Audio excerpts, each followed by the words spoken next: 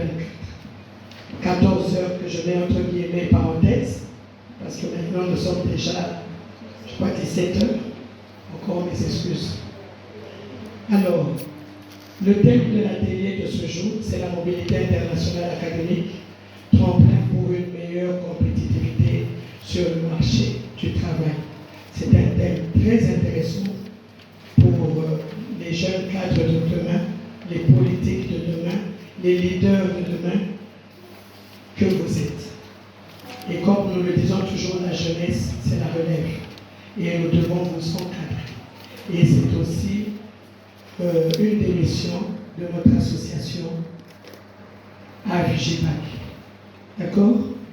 Alors, nous avons une oratrice cet après-midi qui s'appelle Marie-Hélène Peñé, qui est la présidente de la société Redimiento.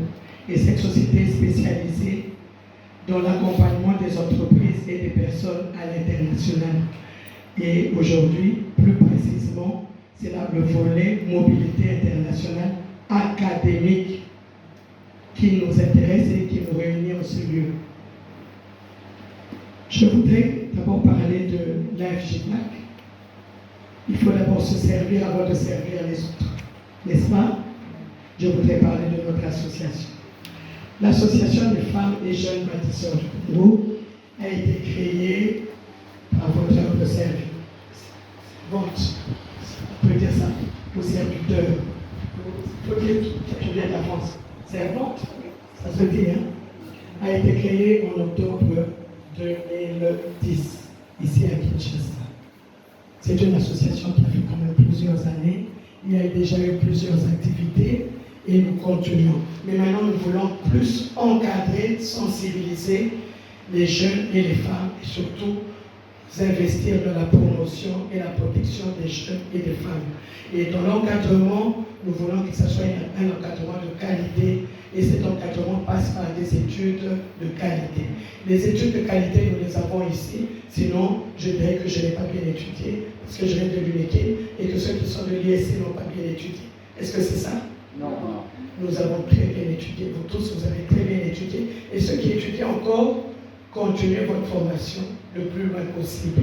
Mais lorsque vous aurez l'opportunité, que ce soit grâce à votre famille ou à une bourse, ou à des gens spécialisés comme Marie-Hélène Peñé, de sortir d'ici, ça sera un plus pour vous. Nous avons pu bénéficier des formations et des certifications et des diplômes de l'extérieur aussi, et ça nous a amené un plus pour arriver là où nous sommes arrivés. C'est vous qui allez gérer ce pays demain. Donc, je commencerai par l'association.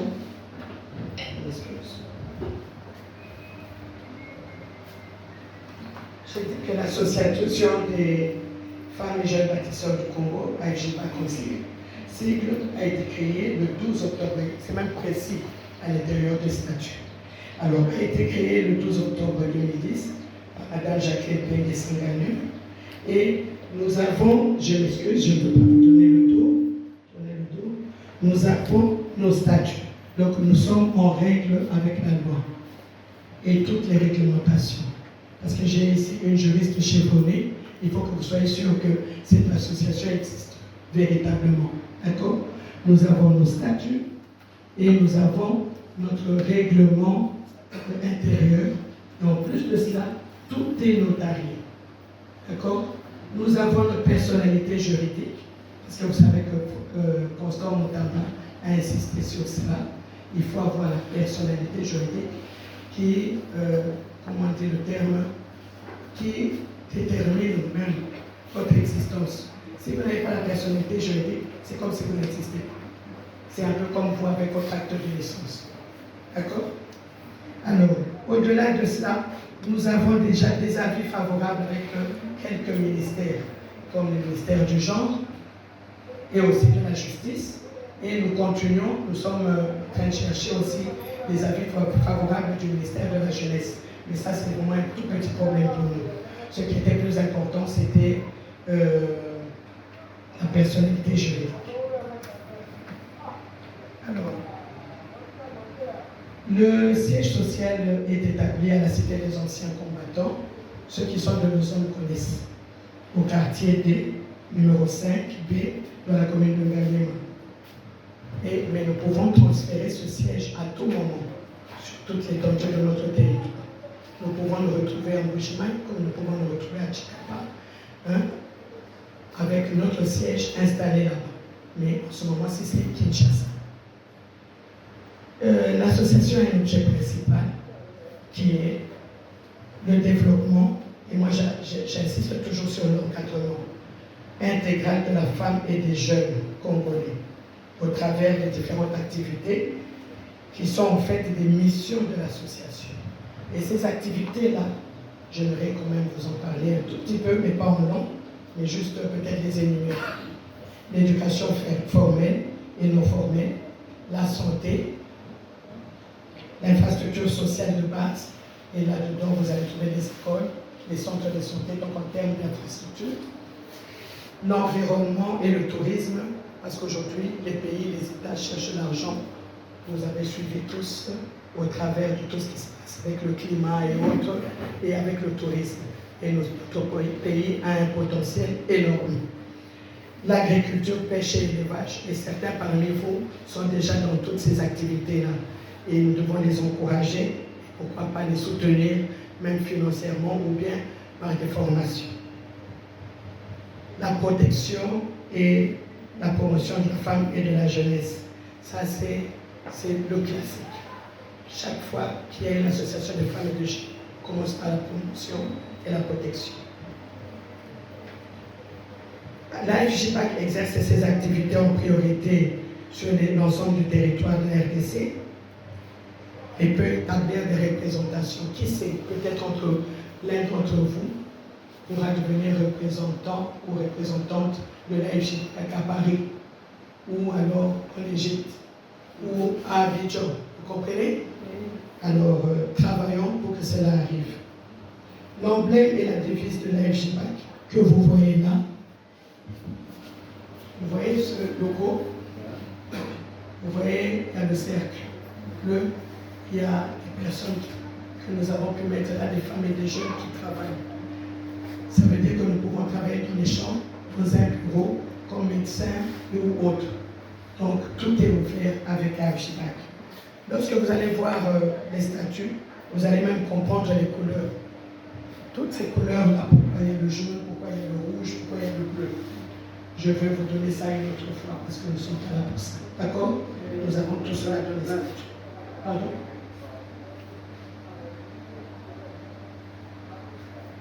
Tout ce que nous faisons, nous pouvons faire au travers avec l'Internet. Vous n'êtes pas obligé de vous déplacer. Madame Marielle peut préparer une grande conférence, mais souvent c'est payé.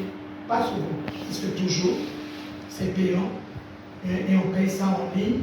Et vous pouvez, au lieu de prendre l'avion pour aller en France, ou aller en Tunisie, ou aller aux États-Unis ou au Canada, vous pouvez suivre de chez vous, même de votre chambre à coucher, toute une formation sans bouger de votre pays, de votre maison.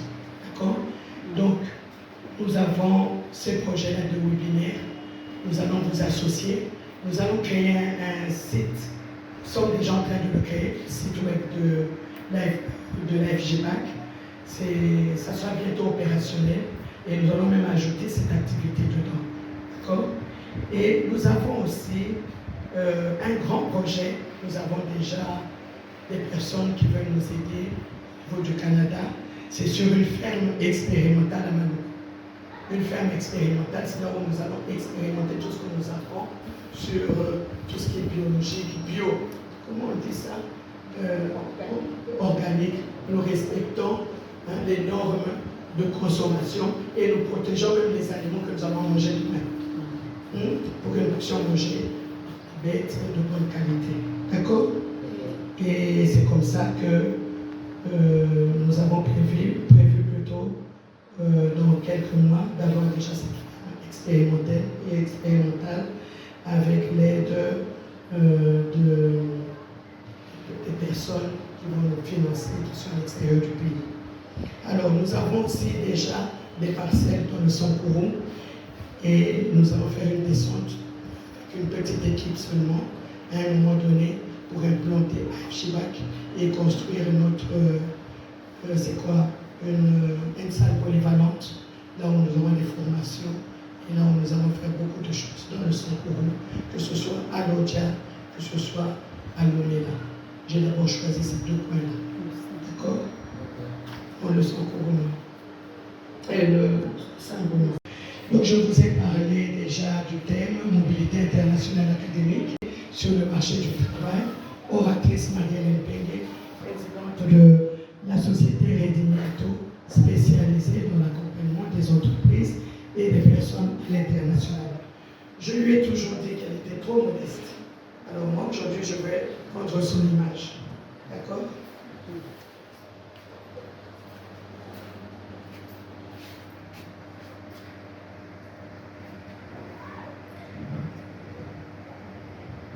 Marie-Hélène, heureusement que nous sommes noirs, nous n'allons pas rougir. D'accord? Alors, Marie-Hélène a plusieurs compétences. Je commence des plus anciennes vers les compétences actuelles. D'accord? Elle est, je regarde comment je vais commencer, diplômée Bac+1 en droit international public. Bac+5 en droit international public. Elle est précise. Hein? Nous ici, on sait déjà que c'est +5. D'accord? Parce que c'était à l'époque, c'était pas les LMD. D'accord? Nous faisions notre bac, donc notre diplôme d'État. Et après cela, 5 ans au niveau de l'université, à l'université de Kinshasa, République démocratique du Congo. Après cela, elle est allée en France, comme vous voulez partir là. Difficilement, elle-même va vous en parler. Et là, elle a commencé, en France à cette époque-là, une maîtrise en droit international des droits de l'homme en France, à l'Université catholique de Lyon. Après cela, elle a entamé et fini un Master 2 de droit de l'homme, histoire du droit, un DEA. Et c'était à l'Université Grenoble-Alpes-France. Ça vous donne envie. Elle sait de quoi elle parle, parce qu'elle va prendre la parole.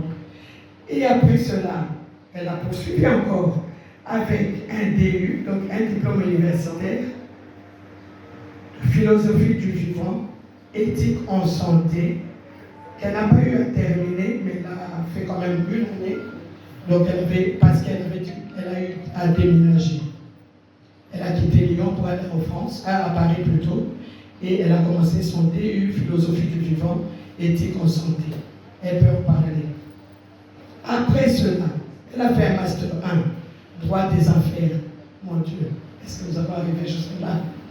Droit des affaires à l'Université Paris 1, Panthéon-Sorbonne, France. Lorsque vous entendez Sorbonne, Panthéon, on se dit, mon Dieu, c'est grave. Et là, elle a fini son master en droit des affaires. Après cela, elle a encore ajouté une certification en leadership training. C'est en anglais, donc je fais court. C'est une certification en leadership training. A été formée par Équipe France. Après cela, tout dernièrement, 2022-2023, c'est pour dire que c'est une formation continue. Elle va vous en parler. Elle a eu un diplôme universitaire DU, compliance, c'est en anglais maintenant. Compliance internationale et éthique des affaires. Université catholique de Lille en France. Je ne compte même plus. Et elle a dit qu'elle n'a pas fini. Elle va continuer. Alors, le côté expérience professionnelle, je vais aller très vite.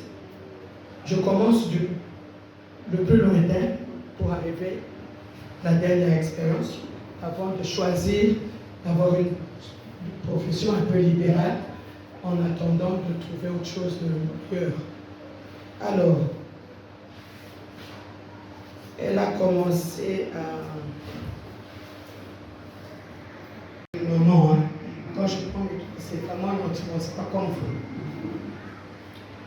Alors, celui-là,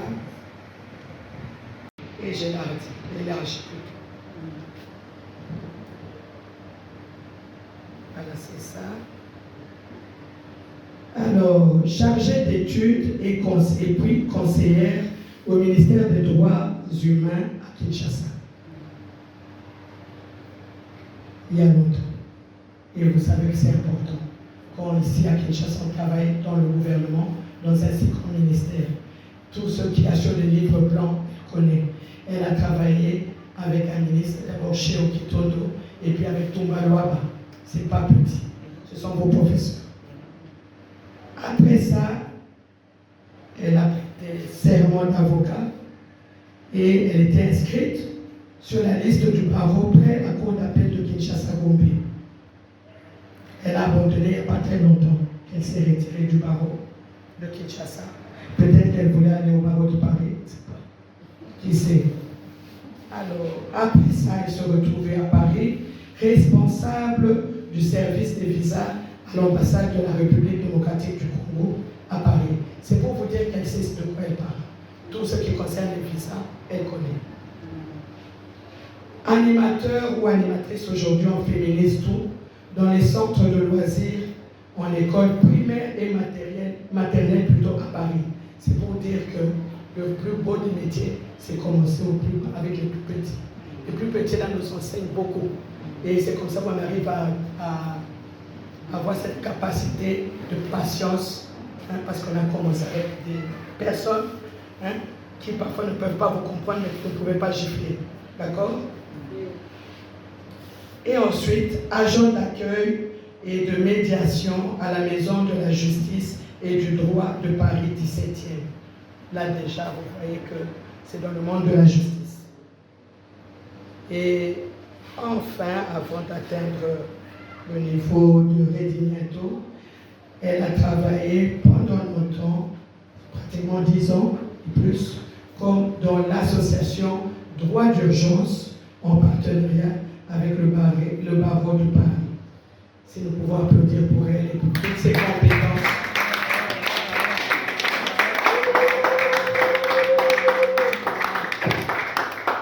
Vous avez la parole. Et comme on s'est dit tout à l'heure, comme nous nous sommes dit tout à l'heure, quand il y aura beaucoup de questions sur le Canada et sur les États-Unis, parce que ces jours-ci à Kinshasa, c'est Canada. Et pourtant, on a durci les choses. Elle a son équipe au Canada et elle a aussi son équipe aux États-Unis. Les gens qui ont étudié là-bas, qui sont venus d'ici, qui sont partis et qui travaillent avec elle. Nous allons récupérer les questions et si on ne peut pas de vous la réponse qu'on va envoyer par WhatsApp. D'accord? Merci. Merci beaucoup, Marie. Vous avez la parole. Je vous remercie. Merci beaucoup pour l'introduction et la présentation. Elle m'a mieux présenté que je me serais présentée, puisque je ne sais pas me vendre. On me dit toujours je ne sais pas me vendre, même quand je vais dans des entretiens d'embauche et tout. Et personnellement, ça ne me dérange pas parce que je ne suis pas à vendre. Donc je me dis, je dois discerner ce qu'il y a. Voilà, c'était l'introduction. Moi aussi, je tiens à vous m'excuser parce que vous avez eu à beaucoup attendre. Et votre présence juste à cette heure atteste du sérieux de votre volonté d'aller jusqu'au bout dans vos projets. J'essaierai d'être le plus pratique possible. S'il y a quelque chose qui n'est pas clair, on posera pas tant de questions-réponses. Et c'est vrai que je vous parle de la mobilité académique et que je vous parlerai beaucoup de la France, mais nous ne sommes pas limités à la mobilité académique. Nous pourrons faire aussi des regroupements familiales dans les cas de même tourisme, même pour le travail, dans d'autres domaines. Dès qu'il y a le côté international, vous pouvez faire appel à nos services. Et nous ne sommes pas seulement la France, il y a les États-Unis, il y a le Canada, mais nous avons aussi des ouvertures au niveau de la Tunisie, la Côte d'Ivoire, la Turquie. Voilà, donc n'hésitez pas si vous avez un projet, contactez-nous d'abord et on vous dira ce qui est possible. Alors j'entre directement pour gagner dans le vif du sujet. Je suppose que si vous êtes là, si vous êtes intéressé par le thème. Et je voulais vous dire que c'est possible. Parce que généralement, maintenant, avec tous ces commentaires, on pense que c'est impossible ou ça sera très cher. Ben, pas forcément. Mais simplement, moi, je veux vous conduire dans une voie éthique. Donc, ce que je veux vous expliquer, c'est pour entrer par la grande porte. Parce que j'en ai tellement vu qui sont entrés par les petites portes. Et pour vous, ici, vous pensez que tout va bien, mais qui là-bas dorment sous les ponts, dorment sous les périphes, ou bien sont dans des dépressions sévères, ou dans des dépendances, dans des addictions. Je ne vous prie pas que cela vous arrive. Je crois que vous avez les capacités, le potentiel pour entrer dans la grande porte. Et si je viens au cadre de la France, et je pourrais dire pareil, pour les États-Unis, la France, le Canada, tout, sachez que dans tous ces pays, il y a des systèmes de visa qui existent, de bourses qui existent. Il y a des bourses qui existent. Les bourses, ça dépend de la formation que vous allez suivre, du niveau que vous avez, et ça peut dépendre aussi de votre parcours.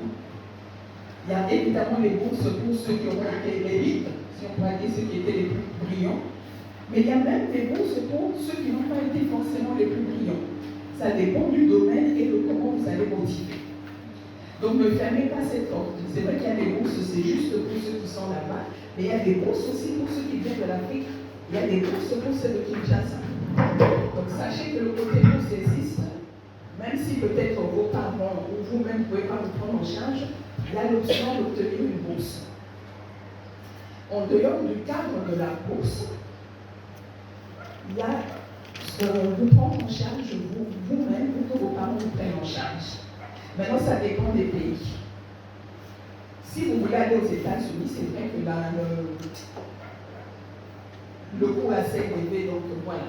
Il faudra mettre. Mais j'ai l'impression que l'inscription est plus simple là, aux États-Unis. Mais le coût est plus élevé. Là, c'est peut-être mieux, soit que les parents peuvent financer, soit que vous avez une bourse. Pour le Canada et la France, la différence, c'est que dans les deux pays, vous avez le droit de travailler en tant qu'étudiant. Et la vérité, c'est que les jobs étudiants que vous avez peuvent vous permettre de vous prendre en charge totalement vous-même. Mais n'allez surtout pas dire ça au consulat. Ils ne vont pas vous donner le visa. Donc, il faut dire que j'ai mon oncle, mon papa, mon ceci, j'ai suffisamment d'argent, mais sachez qu'une fois sur place, vos parents, peut-être pas le premier mois, pas le deuxième mois, mais peut-être vers le 3, 4e mois, votre job étudiant officiel, régulier, autorisé, vous donnera suffisamment de quoi vivre et payer votre logement. Si vous avez une vie simple, quoi. Évidemment, si vous voulez prendre un château, ça ne marchera pas. Et vous avez un certain nombre d'heures dans lesquelles vous avez besoin pour travailler, mais c'est suffisant pour vivre à vos frais. Ça, c'est pour la France et le Canada. Pour la Tunisie, le Côte d'Ivoire, vous donnerez d'autres informations. Maintenant, la procédure pour la France, elle a commencé depuis le 1er octobre. Donc, si vous voulez aller étudier en France 2025-2026, c'est le moment. Je vous donnerai après l'adresse de la plateforme où vous pouvez vous inscrire. C'est une plateforme pastel.diplomatie.gouv.fr. On vous donnera le lien. Quand vous allez sur cette plateforme, préparez déjà votre passeport. Préparez votre passeport, parce qu'ils vont mettre carte d'électeur aussi, mais autant faire avec le document avec lequel vous allez faire jusqu'au bout. Vérifiez que votre passeport est encore en cours de validité. Et il faut qu'il ait plus d'1 an de validité.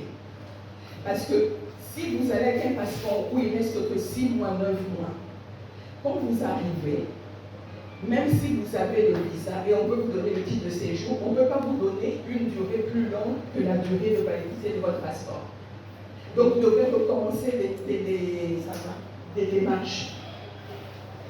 Et donc dans ce passeport, il faut vérifier absolument, il doit avoir 2 pages vides. Si vous êtes quelqu'un qui voyageait beaucoup, peut-être qu'il y a des cachets, des visas partout. Il faut au moins qu'il y ait 2 pages vides. Une page pour mettre le visa, l'autre pour mettre le cachet. Il faut savoir que le visa que vous aurez, c'est un visa qu'on appelle un visa non-séjour. Ça signifie qu'il vous donne le droit de rester en France. Et ce visa est fait de telle manière que ce visa, il vaut un titre de séjour. Il a validité d'un titre de séjour, du titre de séjour de la première année. Mais quand vous arrivez en France, il y a une formalité qu'il faut faire en ligne, payer 50 € et activer. C'est comme une activation. C'est comme si vous avez une carte SIM. Il faut la mettre dans le téléphone, l'activer pour qu'elle fonctionne. Mais c'est la même chose. Vous avez déjà ce visa, ce type de séjour, mais il faut l'activer sur un site internet et on paye 50 €. Après, vous avez votre visa non séjour. Vous pouvez même revenir à Kinshasa, aller dans les autres pays de foot. Vous avez tous les droits. Ce titre de séjour vous donne le droit à la sécurité sociale. Donc, si vous êtes tombé malade, vous serez pris en charge, vous allez vous soigner partout. En fait, ce n'est pas gratuit. Parce que de plus en plus, les remboursements baissent, mais ça sera 70% de vos frais de santé seront pris en charge par l'État français. Vous ne devrez rien payer. Si vous êtes quelqu'un qui n'a pas souvent de problème de santé, cette prise en charge-là est suffisante. Mais si vous savez qu'il peut y avoir d'autres problèmes, ou bien pour une personne qui peut être enceinte ou des autres cas, il faudra prendre vous-même en plus une mutuelle.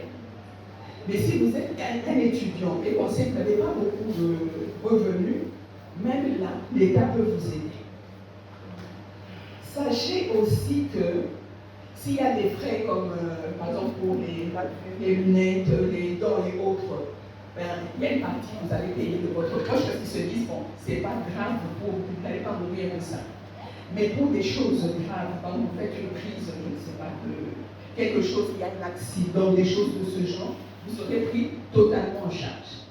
L'État va prendre, et même pour les grossesses, vous aurez un statut particulier si quelqu'un a un enfant là-bas, sachez qu'il y a une prise en charge qui est très bien faite.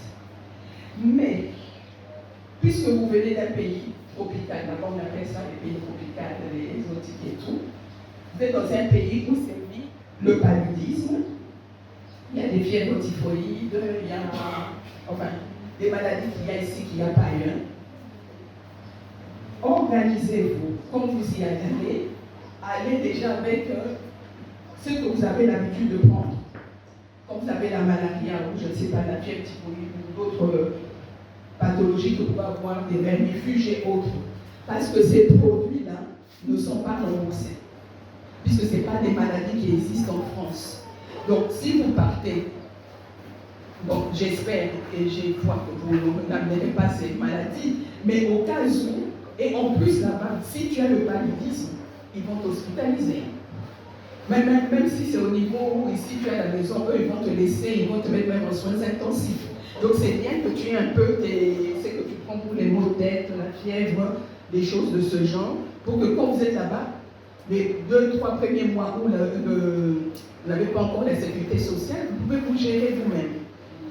Mais sachez que même si vous tombez malade avant d'avoir la carte vitale pour la sécurité sociale, il faudra bien garder toutes vos factures parce que toutes les maladies comme les gens grippe ou autres qui existent là-bas vous seront remboursées après sous base de vos factures.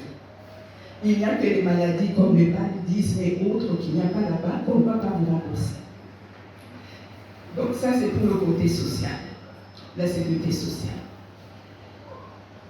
Pour aller là-bas, la priorité sera de savoir, il faut que ça soit clair dans votre tête. Qu'est-ce que vous voulez faire? Vous voulez faire une première licence. Première licence, c'est l'ancienne Bulgarie. Maintenant, ils sont en non. Ok. Est-ce que vous voulez faire la première licence?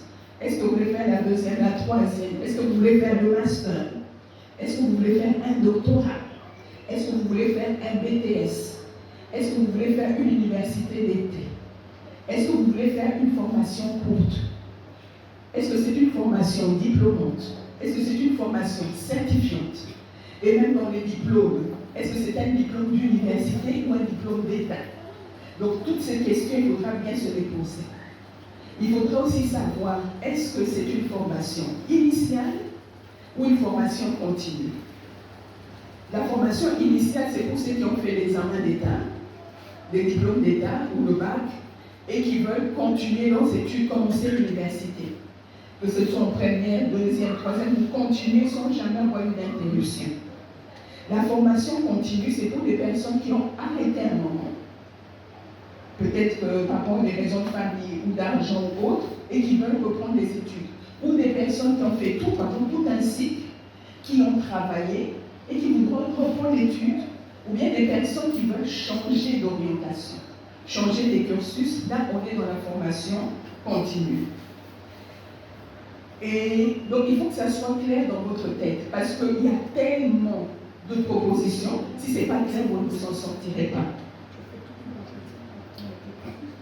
Et donc, il y a formation initiale, formation continue. Il faut savoir aussi qu'il est possible de faire une formation à distance, une formation en ligne ou une formation hybride. Les formations, comme on le voit d'habitude là, c'est des formations normales, comme on le fait ici, on le fait là-bas, vous venez à l'auditoire, le prof donne le cours. La formation hybride, ça signifie que cette formation, une partie se fait à distance, une partie se fait sur place.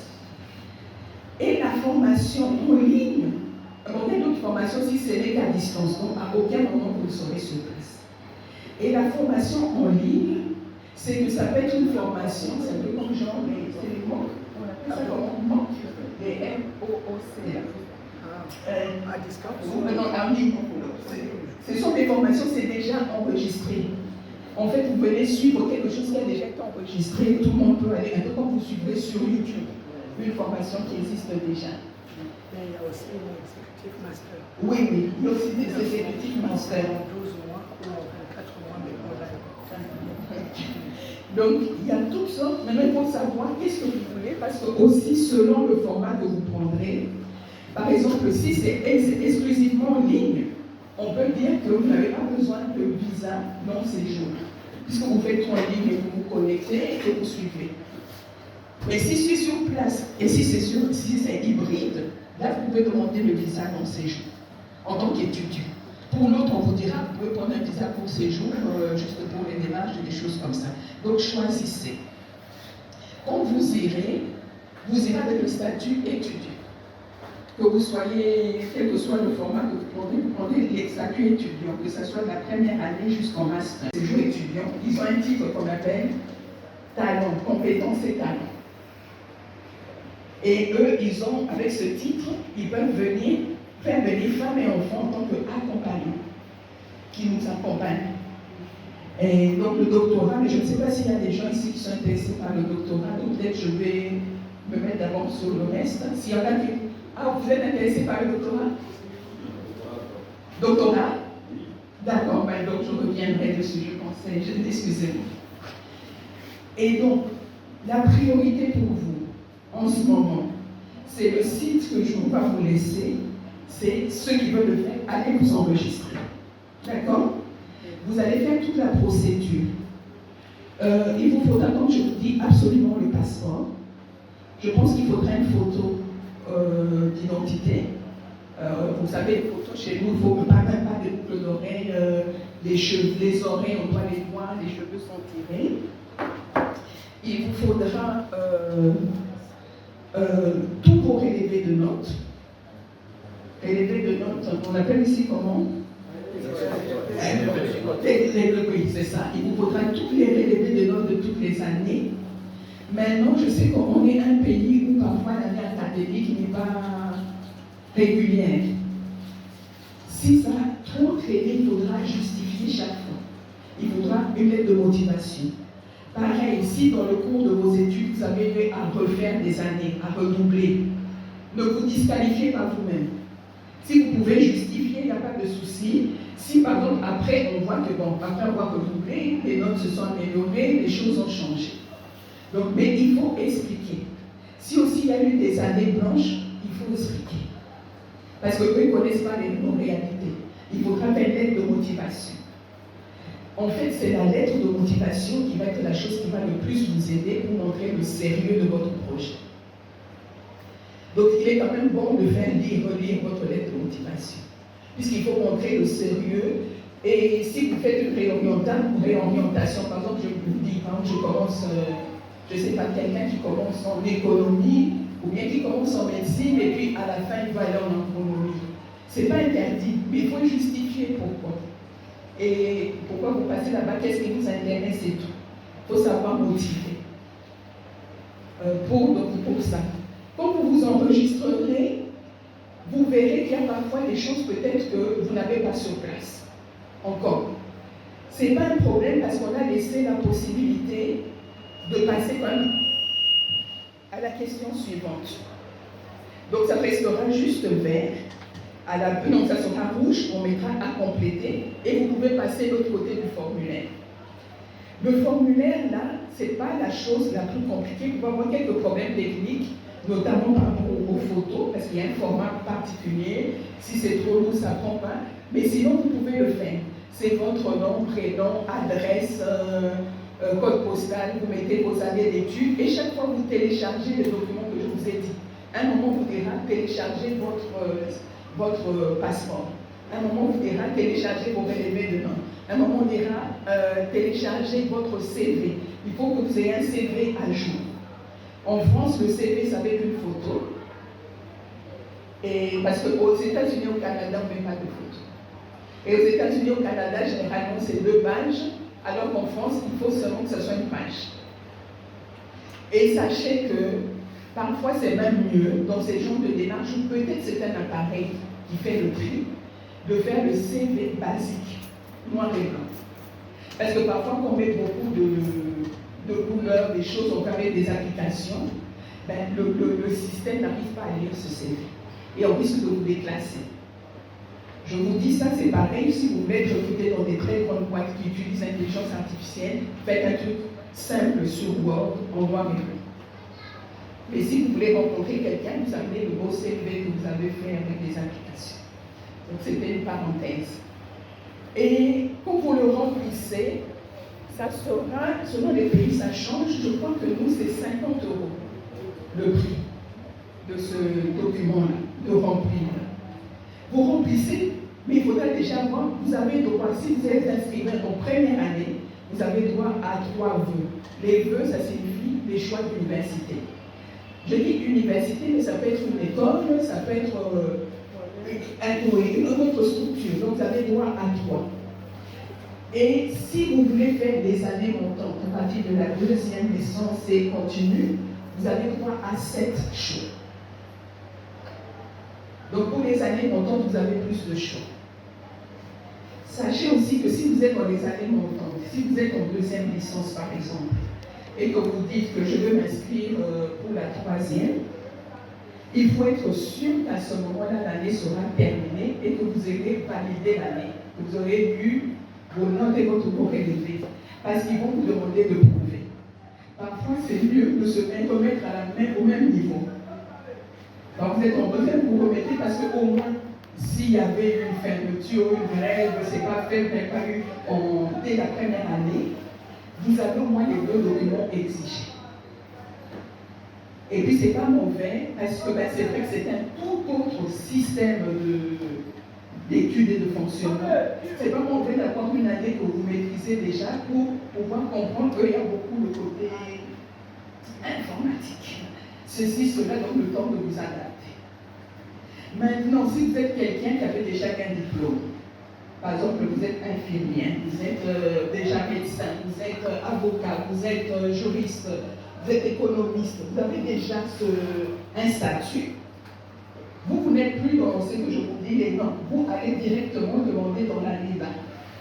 Mais vous, il faut maintenant motiver par rapport à votre statut, qui vous êtes. N'hésitez pas à faire un petit, comment je pourrais dire, même si vous avez des photos, si vous avez fait des choses concrètes, comme si vous avez, je ne sais pas, vous avez un avocat, vous avez gagné plusieurs procédures, vous êtes un médecin, vous êtes peut-être spécialisé tout ce qui est la prophylaxie, le paludisme. Vous êtes une infirmière, peut-être vous avez fait telle chose par rapport aux personnes âgées ou par rapport aux nouveau-nés. C'est que vous avez fait, mettez vos spécificités là-dedans. Tout ce qui pourrait, donc le domaine où vous êtes, faites remonter pourquoi. Mais maintenant, puisque vous êtes déjà quelque part quelqu'un qui est expert, il faudra démontrer en quoi vous qui êtes déjà expert, vous avez besoin de la formation que eux ils donnent. Et c'est là où il faut prendre une formation vraiment précise. Il y a moyen de trouver, par exemple, je ne sais pas si on fait pour le climat, par exemple l'environnement, et on peut se dire que nous, par exemple, on est dans un pays, il y a des zones minières. Je donne un exemple. Il faudra montrer, par exemple, dire pourquoi est-ce que, par exemple, moi j'habite dans le Qatar, là, dans une région minière, je veux faire par rapport à cela, et je voudrais mettre en adéquation ce que vous avez fait dans tel domaine par rapport à l'organisme. Ils peuvent même s'associer à vos recherches et vous financer. Et n'hésitez pas, même si vous avez des photos, ils ne demandent pas tout ça. Ce n'est pas forcément le campus France, mais ça c'est dans l'université. Quand vous chercherez à convaincre l'université, n'hésitez pas à mettre toutes ces choses. Qu'est-ce que je peux dire encore? Donc, pour le doctorat, ça ne sera pas, vous ne passerez pas par comme tout le monde. Vous avez notre filière. Vous allez passer par une autre voie. Puisque comme je vous ai dit, vous n'avez pas de statut étudiant. Vous allez directement contacter l'école doctorale. Ce sont des écoles doctorales. Il y a des unités de recherche dans les universités et ce sont des écoles doctorales spécialisées. Il faudra trouver une école doctorale spécialisée dans le domaine où vous êtes. Parce qu'en France, il y a je ne sais combien d'universités, mais ce n'est pas partout qu'il y aura l'école doctorale dans votre domaine. Donc il faudra trouver une école doctorale dans ce domaine-là et ensuite les contacter. Mais avant de les contacter, vous-même faites-vous un petit, pas beaucoup, je ne sais pas comment dire, un petit document dans lequel vous mettez toutes vos réalisations. Ce que vous faites, avec quel professeur, toutes ces choses, quelque chose qui vous rend crédible. Et si vous avez par exemple un professeur qui vous suit, qui vous est proche déjà, il est bon par exemple de mettre une lettre de recommandation. Ça donne du poids au dossier. S'il n'y en a pas, vous pouvez déjà chercher par exemple, si vous voyez que dans cette école doctorale, il y a tel professeur qui est là, vous pouvez chercher à devenir en contact avec lui sur LinkedIn. Des choses comme ça. Essayez de créer quelque chose, ou peut-être même un jour participer à une conférence où vous savez qu'il participe. Tout ça, c'est pour vous donner du poids et vous distinguer des autres. Dans le master aussi, il est bon parce que, c'est que j'ai oublié d'expliquer, en première année, on entre comme ça directement, sauf pour les grandes écoles où il faut aller passer par la prépa parce que c'est sélectif.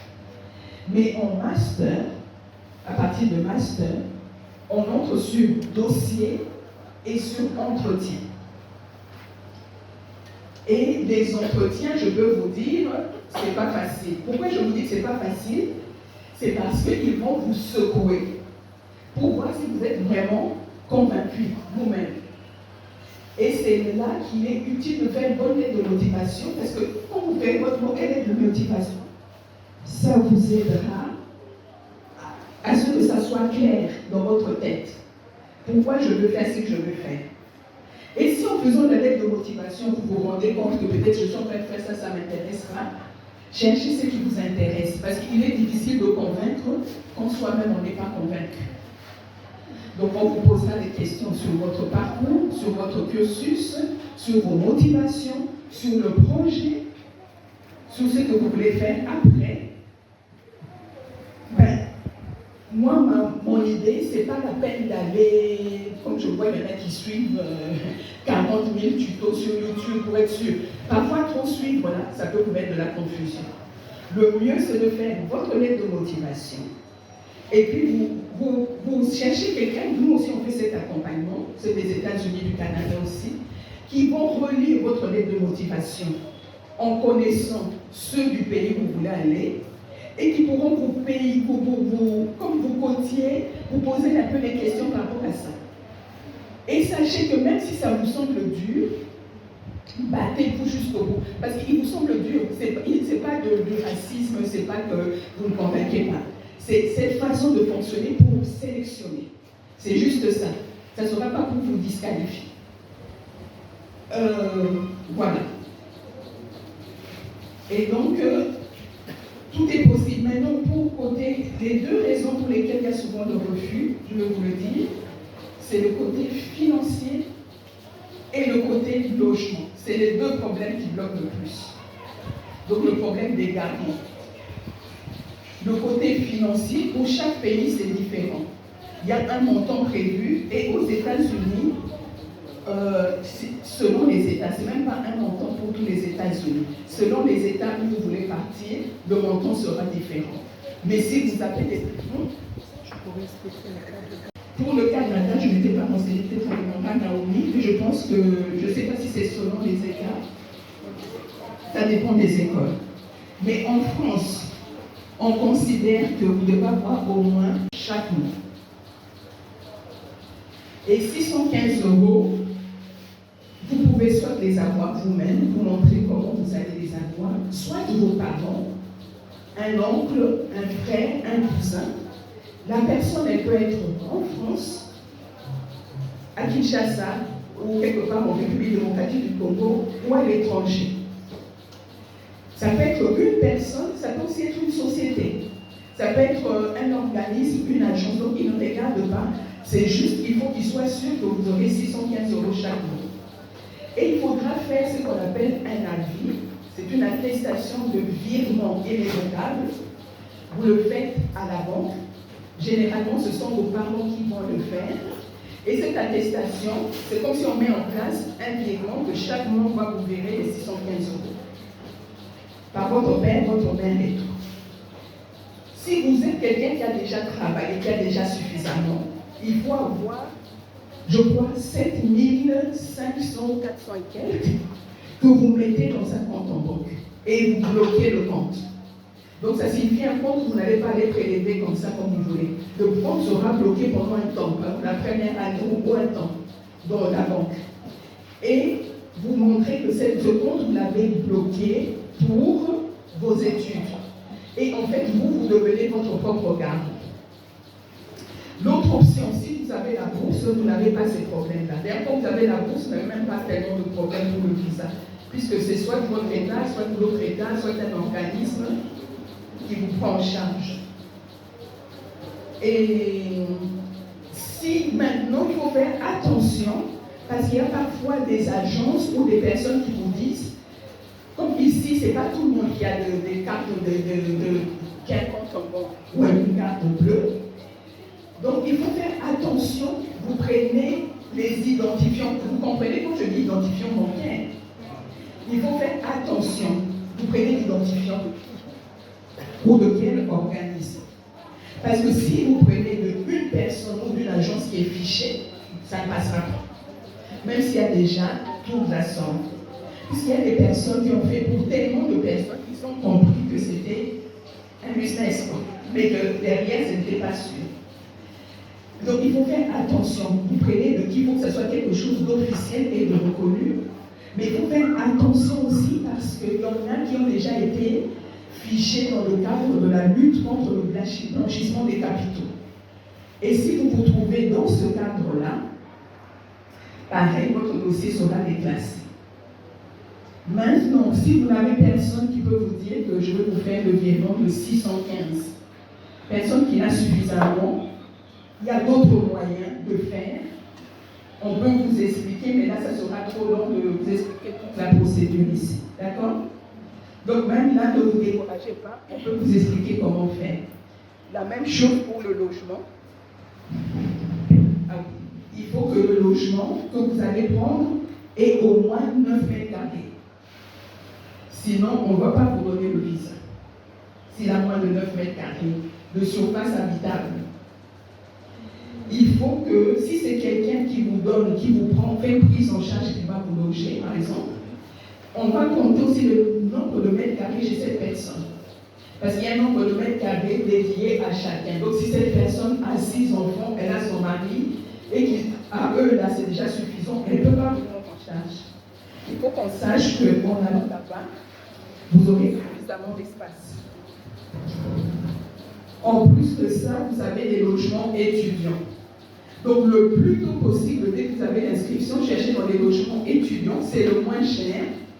Et c'est ce qui vous permettra de faire des connaissances, des gens, des relations qui vous aideront à trouver des jobs étudiants. Ce sont des endroits où vous êtes en sécurité. Donc vraiment, et puis nous avons aussi, l'État peut se porter garant pour vous. Il y a une procédure et un document complet que vous faites pendant que vous êtes encore ici.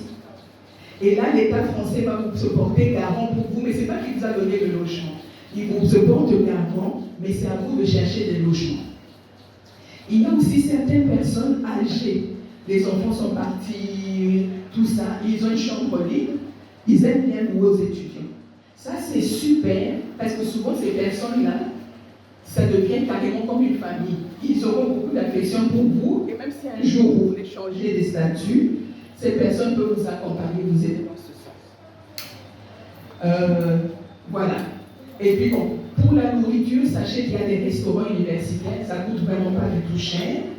Sachez aussi qu'il y a des banques alimentaires pour les étudiants, des endroits où vous pouvez aller avec votre sac, et on vous donnera gratuitement des choses, des boîtes de conserve, des légumes, des œufs, du lait et autres. Ça vous aidera aussi. La nourriture en France, c'est pas trop cher. En tout cas, à mon avis, je n'ai pas Jackie pour montrer ce que tu en penses. Mais à mon avis, c'est pas trop cher. Il y a des choses que je trouve ici plus chères que là-bas pour la nourriture, notamment le poulet. Mais pour le manger, ça sera notre principal problème, ce ne sera pas le manger. Ça sera vraiment le logement. Et c'est pour cela que, donc si vous allez parce que vous avez un oncle, une tante, un frère, allez où il y a le membre de famille. Mais si vous n'avez pas d'obligation d'aller dans une ville particulière, allez dans les plus petites villes. Parce que c'est moins cher et il y a plus de logements. Par exemple, Paris c'est saturé. Et Paris, les logements, c'est très, très, très cher. Vous pouvez avoir une toute petite chambre à plus de 1000 euros. Donc Paris, c'est compliqué. Mais si vous avez quelqu'un qui va vous héberger à Paris, allez à Paris. Si votre formation, il n'y a qu'à Paris, venez à Paris. Mais s'il y a ailleurs, profitez. Moi, quand je suis allée, j'ai commencé à Lyon. Et je me suis dit, c'était bien, parce que là-bas, il y a moins de distractions. Parce qu'à Paris, il y a une vie un peu... Il y en a beaucoup qui sont à Paris qui finissent pas les études. Parce que vous êtes embarqués dans telle chose. Il y a le cancer, il y a ceci, il y a la prière, il y a ceci. Il y a beaucoup de choses. Mais à Lyon ou dans les autres, il n'y a pas cette grande communauté. Donc vous pouvez bien vous intégrer. Et après, vous pouvez revenir pour travailler dans une grande ville. Voilà. Donc je ne voudrais pas vous noyer dans trop d'informations. Je vais peut-être te laisser. Oui, les États-Unis. De petites choses. D'accord. D'accord. Je vous remercie pour l'attention. Merci.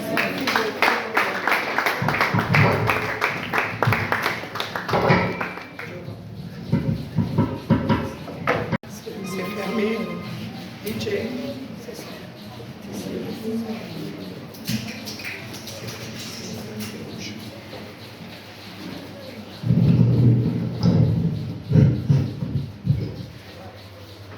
Voilà. J'ai suivi avec beaucoup d'attention ce que Marielle vient de réduire avec tout ça. Ça veut dire que les enfants ont pour habitude de venir chez maman et papa dire qu'il faut juste donner un peu d'argent, je vais au boulevard du 30 juin et les cybercafés, je vais remplir le formulaire, c'est seulement $10. On passe de $10 et puis après on arrive à $50. Et puis après on nous demande... Regardez ça. Donc, c'est ça. Et c'est pour vous dire que c'est sérieux.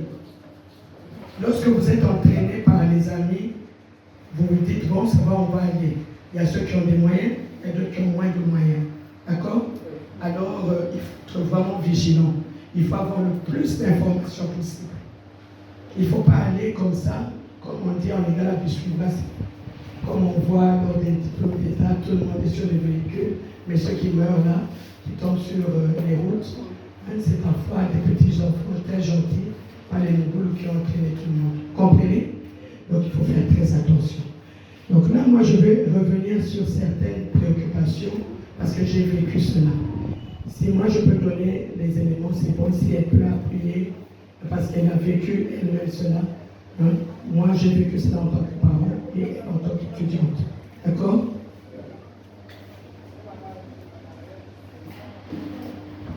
États-Unis. Vous savez qu'en France, elle a bien parlé des visas longue durée.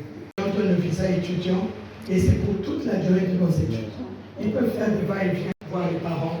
Ce n'est pas le cas aux États-Unis, jusqu'il y a très peu de temps. Aux États-Unis à l'époque, c'était lorsqu'on cachait un document pour dire que c'est le visa d'entrée, c'est un visa étudiant. Tu as un document qu'on appelle I-20. Le I-20 là te permet et le service, vous allez trouver ça dans tous les cyber ici, sous toute tranche. Ils peuvent vous aider à remplir. Parce que remplir là c'est fastidieux et on a besoin des gens qui connaissent et qui sont très forts dans cette histoire. Remplissage des formulaires. Et ce formulaire va vous faire sortir tout ce qu'il faut pour vous permettre d'aller aux États-Unis. Mais le début, c'est quoi? Le début, c'est une inscription. Vous avez d'abord votre inscription, mais ça ne veut rien dire. Au Canada, aux États-Unis, vous pouvez avoir l'inscription, mais vous n'avez pas le visa. Vous comprenez? Et après, il faut aller encore chercher à obtenir le visa.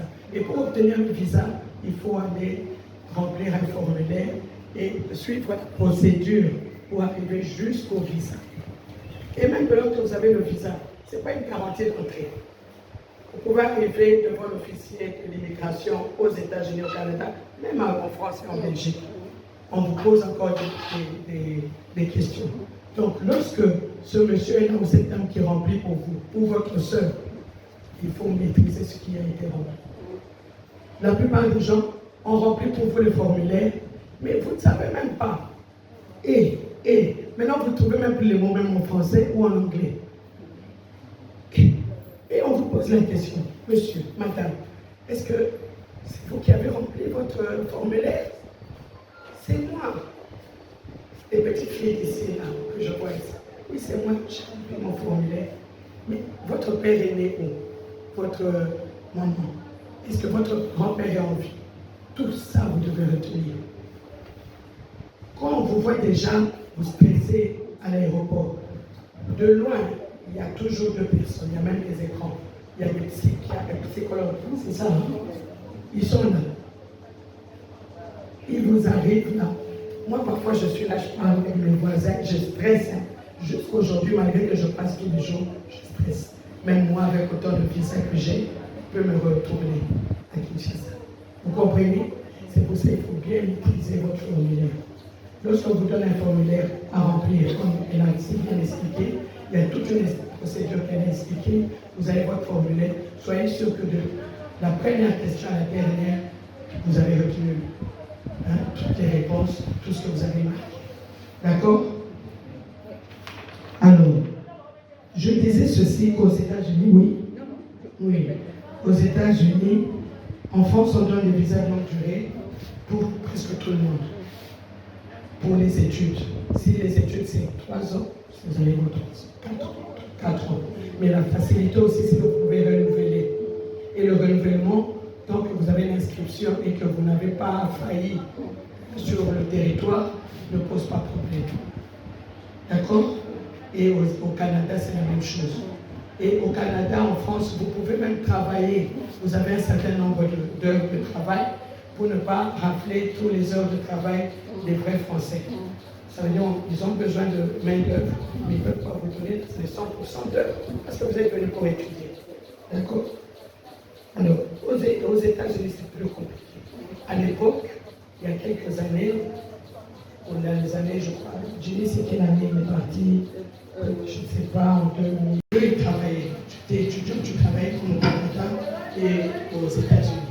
Mais quand les républicains, eux, ils veulent donner du travail comme ça, ils sont venus pour étudier, ça leur apporte de l'argent.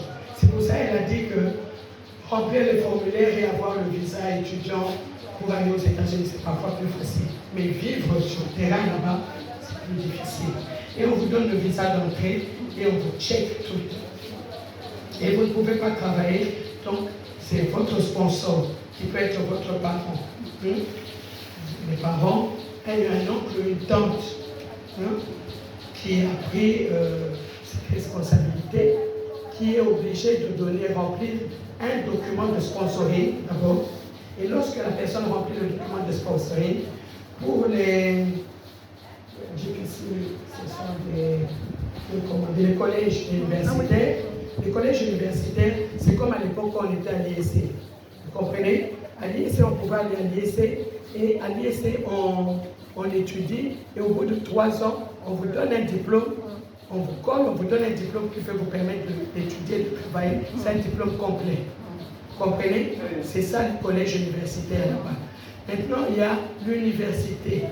L'université où, quand vous quittez le collège universitaire de 2 ans, vous partez maintenant pour l'université de 2 ans. Ou alors vous entrez dans l'université directement pour 4 ans. Rarement, ça fait 3 ans. Rarement. Parce que les parents ne savent pas vraiment soutenir cela. Et à l'université aux États-Unis, les États-Unis sont des capitalistes. Ils veulent l'argent. Donc ils ne vous refusent pas. Vous venez, vous montrez votre document de sponsoring. Il faut avoir au moins 13 000 à 15 000 pour le collège universitaire. Mais c'est une bonne porte d'entrée. Vous comprenez? Et si vous voulez entrer, vous n'avez pas beaucoup d'argent. Ça ne sert à rien d'entrer directement à une grande université où il faut justifier de 34 ou 35 000 $ pour l'année. Il faut un compte qui a plus que cet argent-là. Vous comprenez? Donc un conseil, c'est bon d'entrer d'abord par le collège. Il y a des gens qui entrent par le collège, mais avec une année d'études de langue. Commencez l'étude de langue une année, et puis vous avez votre collège 1 ou 2 années. D'accord? Les enfants font ça. Hein? Et j'ai vu les enfants de certains amis qui ont commencé avec les trucs de quelques là, pour l'année, mais n'ont pas su terminer. Alors, l'avantage c'est quoi? Vous pouvez, d'abord on compte les études par trimestre. Les trimestres là, c'est pas comme nous on dit 3 mois, il y a un calcul chez eux. Je ne peux pas entrer dedans. Mais ça veut dire que c'est comme s'il y a 3 fois dans l'année des sessions. La session, par exemple, de début de, je ne sais pas, d'avril, quand on va faire quoi, le mois de décembre,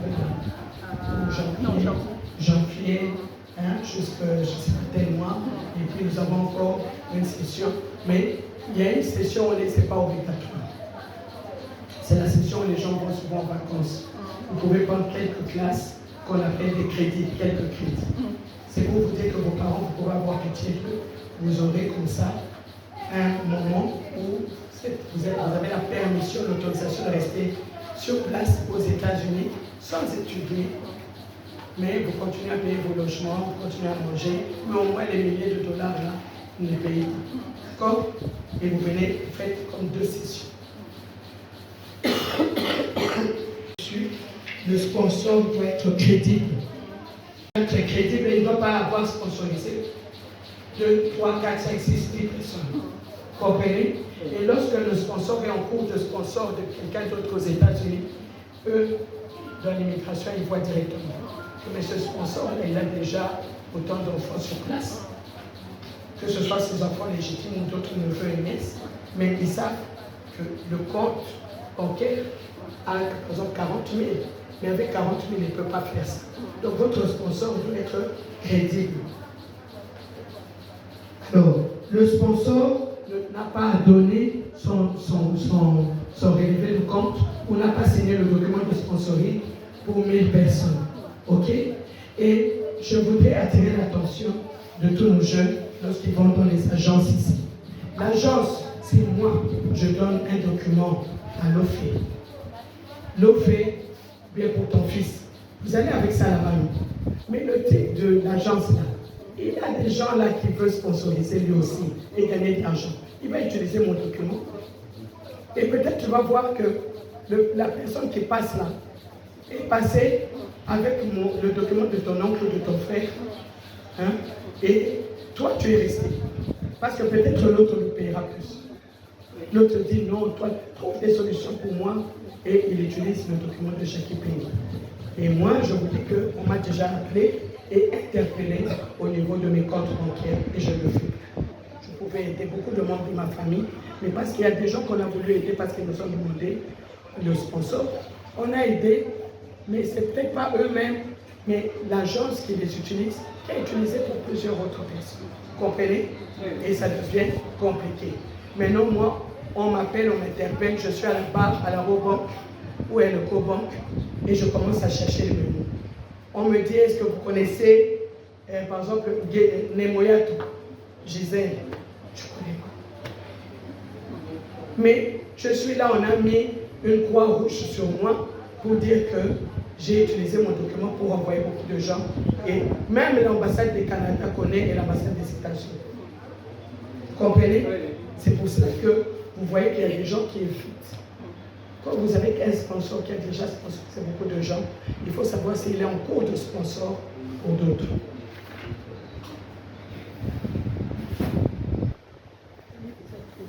Alors, on parlait des visas ici pour les États-Unis.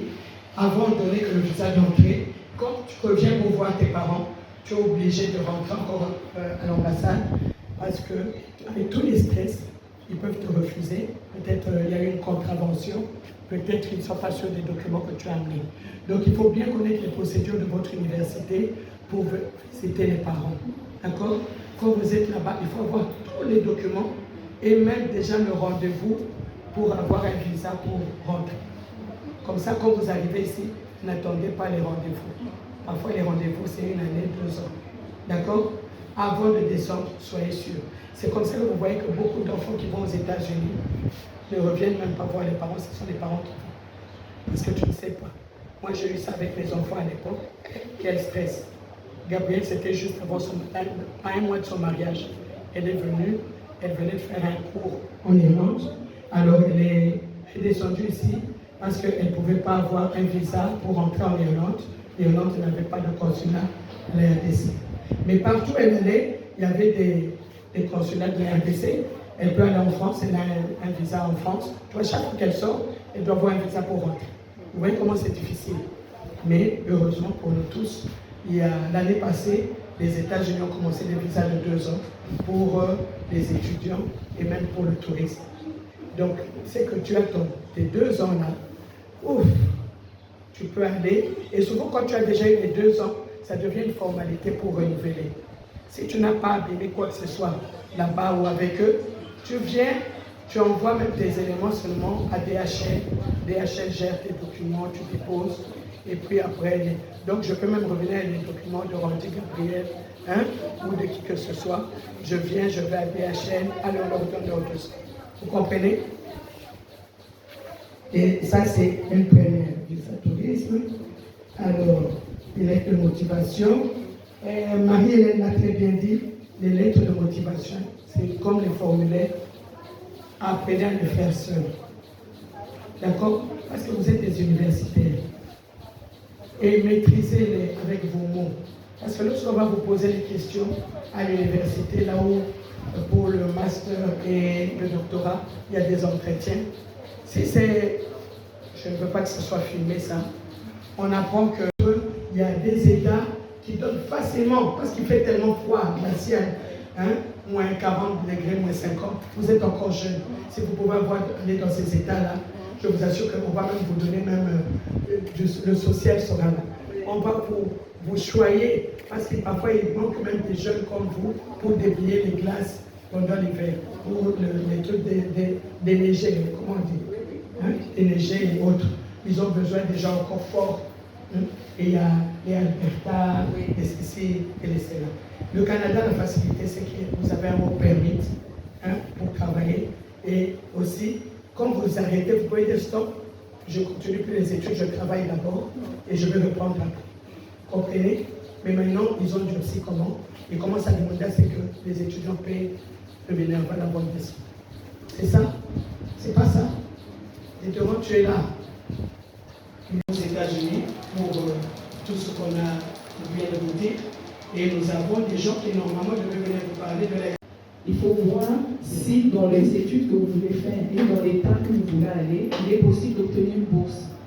C'est que les gens ne savent pas. Même le gouvernement congolais donne des bourses. Même maman, son excellence, maman de Venise, elle a une fondation qui donne des bourses pour plusieurs pays. Et il y a des bourses qui peuvent vous être données par le pays où vous venez, mais il y a des bourses que vous pouvez recevoir du pays où vous allez.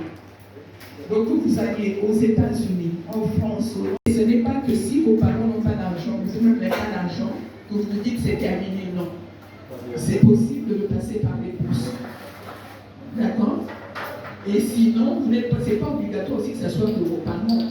Ça peut aussi être, si vous êtes un enfant particulièrement doué, docile, obéissant, peut-être que même il peut avoir l'oncle ou quelqu'un qui peut vouloir vous prendre. Et ça peut même être une société qui vous soutient. Il y a parfois des sociétés qui prennent en charge quelqu'un s'ils voient qu'il y a quelque chose de particulier. Donc il y a possibilité de le faire, même si vous n'avez pas ces moyens-là. D'accord? Je m'appelle Jacqueline Beau. Moi, je voudrais juste demander, vous avez parlé des formalités, tout ça, mais vous n'avez pas parlé de l'âge. Est-ce qu'il y a un âge précis pour entamer des démarches pour les études? Il n'y a pas de limite d'âge. Même si vous avez 80, vous pouvez le faire. Toujours en passant par Campus France. Il n'y a pas de limite. Même si vous êtes né en 26, vous voulez le faire, vous le faites. Si vous avez la France, il n'y a pas de limite d'âge. Maintenant, dans les bourses, il y a des bourses, c'est pour les moins de 25, moins de 30, plus de 45. C'est dans les bourses, il peut y avoir des différences. Mais pour les inscriptions, c'est ouvert. Et si vous aviez déjà étudié avant, vous ferez une formation continue. Merci beaucoup. Je vous remercie vraiment sincèrement pour cette bonne volonté, puisque dans notre pays, ce n'est pas très facile de franchir les frontières. Vous pouvez avoir la possibilité d'avoir un sponsor, mais comment obtenir le visa? Et comme vous nous avez éclairé, c'est vraiment bien malgré que c'est la première fois et surtout que vous avez parlé rapidement. Moi, je voulais avoir plus de précisions sur le master et le doctorat, les procédures. Et comment maintenant avoir accès aux bourses. Comment avoir accès aux bourses et la procédure pour le master et le doctorat. Pour le master, c'est la même procédure que quelqu'un qui vient finir le bac pour le diplôme d'État. C'est sur le site, on va vous donner. En fait, ce site-là, c'est la porte pour tout pour obtenir le visa. Il faut s'inscrire, c'est comme si c'était une inscription pour tout ce qui est académique. Il n'y a pas tant de questions que ça. C'est votre identité, où vous habitez, les choix de vos universités, mais vous avez toutes les propositions là-dedans. Pour le doctorat, comme je l'ai dit, il faut contacter directement l'université. Maintenant, c'est là que vous allez mettre même les CV, les lettres de motivation, tout c'est électronique. Vous aurez un dossier.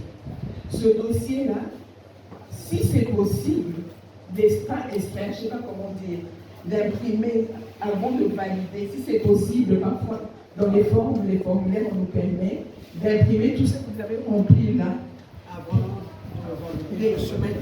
avant de soumettre, pour faire relire à quelqu'un d'autre, par quelqu'un d'autre, pour faire vérifier. Parce que dès que vous soumettez, vous ne pouvez pas revenir en arrière. Et quand vous envoyez, c'est pour l'inscription, mais quand vous avez l'inscription, c'est aussi ce même site pour continuer côté visa. En fait, c'est le site, tout a été centralisé, c'est Campus France RDC, tout a été centralisé maintenant là-dedans, pour la France. Et donc, je vous donnerai le lien, là, le site en question. Donc, vous faites tout là-dedans. C'est quand l'université vous répondra, quand vous avez droit à cette proposition, si par exemple, tous les 7 vous répondent, vous avez un délai pour confirmer quelle est l'inscription que vous prenez des 7. S'il n'y a que une, vous prenez celle-là. Il y a des gens, ça arrive tous le 10, ok, d'autres 5, mais s'il n'y a que un, au moins vous avez ça. Et toujours en passant par le même canal pour le visa. Donc tout est centralisé. C'est pour ça que j'ai voulu vous le donner pour que ça soit concret. Je crois qu'il existe même maintenant je ne sais pas, je vois des trucs de divulgation de partout, mais comme je vous dis, avant d'envoyer, vous faites vérifier ça. Surtout la lettre de motivation. Donc pour les masters, les doctorats et tout, c'est votre projet, votre motivation qui va vous ouvrir les portes. Et c'est votre parcours avant. Pour les autres, le premier, ce sera selon les places disponibles. Selon les places disponibles dans les universités. Bon, les masters aussi, parce qu'il y aura un entretien. Mais ça, c'est les premières des matchs. C'est celle-là. Voilà. Et combien il faut avoir en compte le sponsor bancaire pour USA Canada dans les collèges et universités? La réponse, ça dépend de l'université ou de l'État, comme Marielle l'avait dit. Donc chaque université a son niveau. Et chaque université peut dire que moi, je peux accepter qu'il y ait un minimum de 25 000. Elle dit que le minimum c'est 25 000 et ça va au-delà de 25 000 jusqu'à même à 40-45 000. D'accord? Concernant le problème de logement étudiant, ça c'est celle des États-Unis qui est en train de parler. Je vois déjà les messages de celle du Canada. Les États-Unis, problème de logement, il dit que ça dépend des universités, mais si vous avez choisi une université qui a des logements étudiants, des homes comme on dit, ici, le logement étudiant c'est très bien. Il y a des homes dans certains campus. Malheureusement, pendant les vacances, les homes sont fermés. Vous voyez que la sécurité aux États-Unis, pendant les vacances, l'enfant commence à chercher chez quelle tante aller, chez quel ami aller crêcher pendant les 2 ou 3 mois là. Tout ça. Sinon, il faut trouver, comme beaucoup de parents font, ici on se connaissait, comme on le fait souvent, mais vous pouvez trouver des appartements, mais au début, choisissez là où vous connaissez quelqu'un. Même si il y a des appartements, choisissez là où vous connaissez quelqu'un. Et si vous êtes 2, 3, 4, vos parents peuvent payer un certain montant. Vous voyez les loyers qu'on... Moi, il y a des fois ça passe. Ça vous coûte moins cher, mais il y a des fois ça passe. Et ce que j'allais ajouter aussi pour les écoles doctorales, pour ceux qui font le doctorat, généralement quand on est dans ces écoles-là, on reçoit un montant qui n'est pas un salaire, mais qui a presque le niveau d'un salaire. Parce que pendant le temps sera là, on accompagnera un professeur dans les recherches, dans les choses, donc on est actif. Donc souvent ces gens n'ont pas besoin d'aller faire des jobs étudiants. Et dernière chose, c'est que souvent les jobs étudiants, quand vous allez, ne soyez pas capricieux. C'est pas je suis juriste, je suis grand avocat, vous pensez que quand vous allez là-bas, vous allez travailler dans le plus grand cabinet. Non. Les jobs étudiants, vous travaillez à la caisse dans un supermarché, vous vous occupez des enfants que vous allez prendre à la sortie de classe, vous pouvez prendre à la route de l'école, vous allez garder les personnes âgées que vous amenez à la bibliothèque et tout, les soins. Vous faites quoi? Vous travaillez dans des écoles, vous pouvez donner des études, des cours, des trucs de ce genre. Parce que tous ceux qui sont allés en se disant ça, moi je ne veux pas faire à mon niveau, ça va marcher. Donc là-bas, il faut oublier la façon de penser au niveau. Là-bas, on ne réfléchit pas à mon niveau. D'accord? Avoir un peu de précision sur ce que vous avez dit. En tant que des patriotes des Congolais, après avoir suivi ces études en France et consorts, j'ai vu en donnant des... Et quand on termine ces études, quel sera notre rapport à la République démocratique du Congo? Merci. Ok. La France ou autre, en principe, avec le visa étudiant, ce n'est pas un visa de résidence. C'est lié à vos études. Donc, en principe, vous êtes censé revenir dans votre... Il ne faut pas se dire juste, je suis entré maintenant, je ne suis pas obligé d'aller à l'université, tout, vous allez perdre le statut d'étudiant. Il y a des gens, bon, moi, comme je vous ai dit, je vous fais un tour dans le droit chemin. Moi, pourquoi je suis restée, c'est que j'ai eu directement un travail. C'est pas le travail que je suis restée. D'autres, c'est quand ils se marient, s'ils se marient avec un Français, après, par ce mariage, tu peux rester.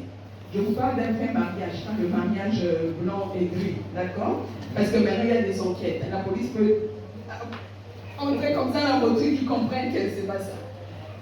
D'autres, c'est parce qu'ils ont eu des enfants. D'autres, c'est parce qu'ils ont payé des grossesses. Les grossesses, c'était des 2 000, 4 000 euros. Je reconnais, elle est enceinte, je suis un homme, je reconnais sa grossesse parce qu'elle est française. Mais ça aussi, c'est toujours les côtés gris et autres. Donc, ils surveillent de plus en plus parce que notamment les gens de Côte d'Ivoire, ils ont exagéré. Donc, ils ont remonté les filières. Mais si on trouve, il y a une procédure qu'on appelle autorisation provisoire de séjour. C'est quand on a terminé, généralement le niveau master, si on trouve un travail qui est une fois et demi le montant du SMIC, ça signifie que le SMIC c'est le montant minimum qu'on peut vous payer. Mais si vous avez au moins une fois ce SMIC, plus la moitié de ce montant, parce qu'il faut un salaire quand même correct, et qu'on vous engage quelque part, l'État français vous donne le droit, en fait, pendant une année de chercher ce genre de travail. Parce qu'on considère que vous êtes qualifié. Donc pendant toute une année, vous cherchez ce travail avec ce qu'on appelle cette autorisation spéciale. Mais même aux États-Unis, je sais qu'ils ont droit à une année, ils peuvent travailler après les études. Donc chaque entre deux, ça veut dire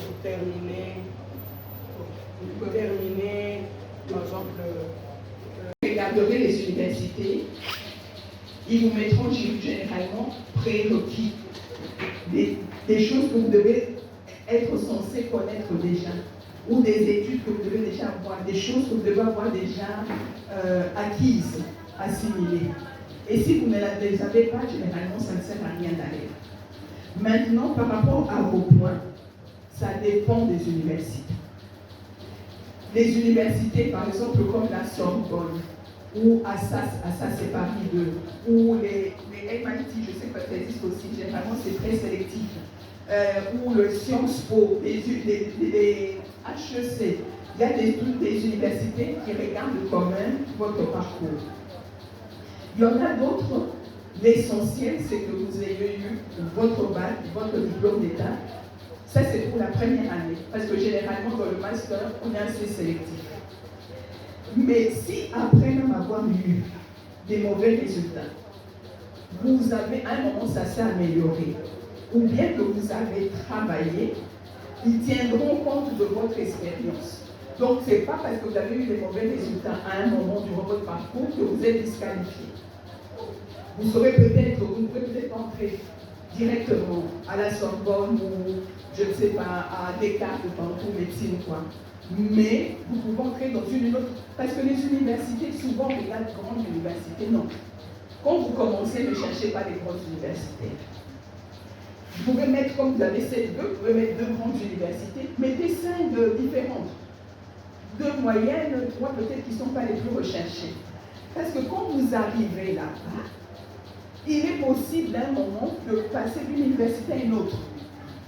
Mais si vous êtes ici, vous dites, moi je dois aller seulement à la Sorbonne, vous risquez de ne jamais aller en France. À moins que vous ayez des très bons résultats. Mais pour vous dire, vos résultats n'empêchent pas que vous fassiez Campus France et que vous remplissiez le formulaire. Mais il faudra expliquer pourquoi. Est-ce qu'il y a eu des deuils? Est-ce que vous avez eu des problèmes de santé? Est-ce qu'il y a eu des problèmes économiques? Qu'est-ce qu'il y a? Il faut justifier. Pourquoi ces choses sont importantes? Est-ce que vous étiez dans des conditions qui ne vous permettaient pas de bien étudier? Vous êtes retrouvé, justifiez ça dans la lettre de motivation. Et pour la dernière question, donc nous-mêmes on ne recrute pas, c'est une société commerciale. On ne recrute pas. On fait tout ce qui est à l'international. Il y aura un volet, mais ce n'est pas nous qui allons recruter. C'est si des entreprises font appel à nous pour certains domaines. Mais en ce moment, dans les pays occidentaux, les domaines qui cherchent beaucoup, c'est le médical, c'est le bâtiment, tout ce qui est BTP, c'est la restauration, c'est tout ce qui est IT, technologie, informatique. Donc il y a des domaines où on cherche beaucoup, c'est les domaines où eux-mêmes n'arrivent pas à voir. Et les routiers, vous connaissez les routiers? Les gens qui conduisent les grands camions là, dans la route. Donc ils ont des domaines, chaque pays a la liste des métiers où ils n'arrivent pas à trouver leur main-d'œuvre. Maintenant il faut voir. Bon, moi par exemple, moi je suis juriste. Le juriste, ce n'est pas un métier en tension, mais je travaille là-bas. Donc je vous donne des métiers en tension, mais cela n'empêche que comme on l'a dit, si vous êtes particulièrement brillant, ils chercheront du cas. Et aussi, pardon, pourquoi j'ai fait aussi la compliance et tout comme ça, parce que maintenant c'est un des domaines où on a fait le tout, parce qu'on cherche l'analyse des risques. Voilà. Donc il faut voir. Oui, donc la compliance, c'est tout ce qui est, on va dire, l'éthique dans les affaires, c'est pour le monde des affaires, les sociétés, les entreprises et autres, les banques, n'importe les sports, et c'est trouver, faire que vous évitez, parce que vous savez, il y a beaucoup de condamnations, vous évitez de tomber dans le piège ou les blanchissements d'argent, corruption. Il faut connaître vos clients, connaître avec qui vous faites des affaires. Peut-être qu'un jour, j'aurai l'occasion vraiment de bien vous expliquer la compliance, une formation, un webinaire. Parce que maintenant, c'est important, même quand tu pars quelque part, tout le monde est dans la compliance. Comme à un moment, tout le monde était dans le droit de l'homme, maintenant tout le monde, parce qu'il y a même dans la médecine, dans la pharmacie, dans tout, il faut avoir des bases en compliance, ou en France, par contre, on dit conformité. C'est de l'éthique dans les affaires. Voilà. Après avoir rempli toutes les conditions possibles dans ces liens-là que vous avez donné, qu'est-ce qui se passe après? Est-ce qu'il y a encore des frais qu'on doit donner aux autres? Je ne sais pas. Donc, vous avez dit dans les liens, il y aura un formulaire qu'on doit remplir et payer 50 €. Oui. Et après tout ça, est-ce qu'il y a encore quelque chose à payer? D'accord, 50 €. Mais sachez qu'entre cette procédure et le moment où je suis en France, je suis à mon université, il y aura d'autres frais. D'accord? Mais la France, ce n'est pas le pays le plus cher. Et même aux États-Unis, c'est pareil. Parce qu'il y aura des frais pour ceci, il y aura des frais de contribution, ceci, les frais, des frais académiques. Il faudra payer l'université. Et par rapport aux universités, il faut faire la différence. Parce que parfois, les gens, quand ils n'arrivent pas à trouver des inscriptions, ils passent. Donc en plus, France, il y a surtout les publics. Il y a quelques privés, les privés reconnus par l'État, les conventionnés. Mais il est plus facile de s'inscrire dans le privé que dans le public. Donc parfois, les gens, pour contourner le problème d'inscription, ils vont se faire inscrire dans le privé. Le danger, qu'il faut vérifier que c'est un organisme reconnu. Parce que quand c'est privé, ça coûte beaucoup plus cher. Ce sont des milliers et des milliers. Mais si vous avez l'inscription et que ce n'est pas reconnu, vous n'aurez pas le visa. Et puis, il faut vérifier avec l'organisme. Au cas où je n'obtiens pas le visa, comment ça fonctionne? Est-ce qu'on me rembourse et tout? Généralement, ils ne vont pas vous demander la totalité. Ils peuvent vous demander un tiers du montant.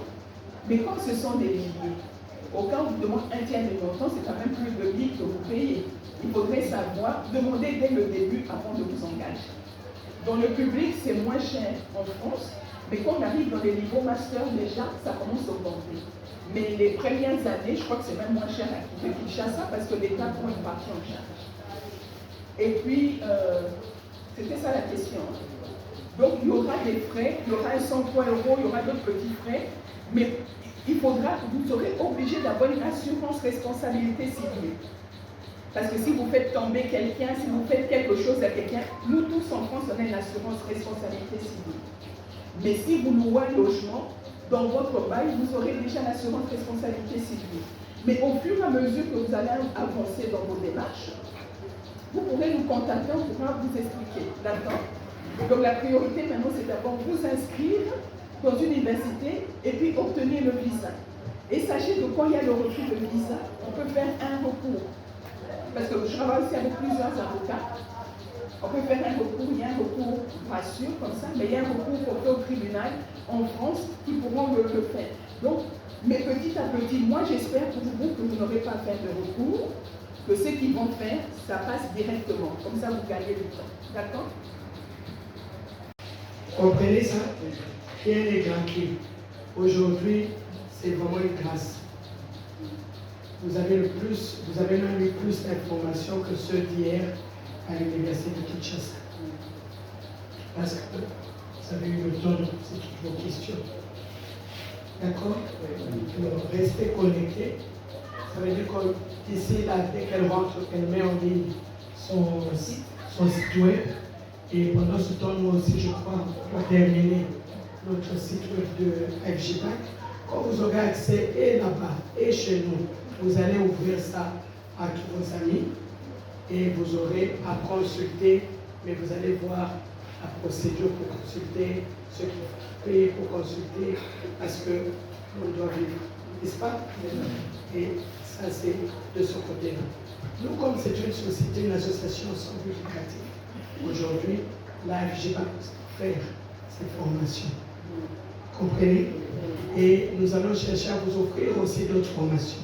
Ce que je veux vous demander, c'est que de faire, quand nous aurons notre site, lorsque vous entrerez dans la suite, sur le site, il y aura une page, vous pouvez faire même une demande.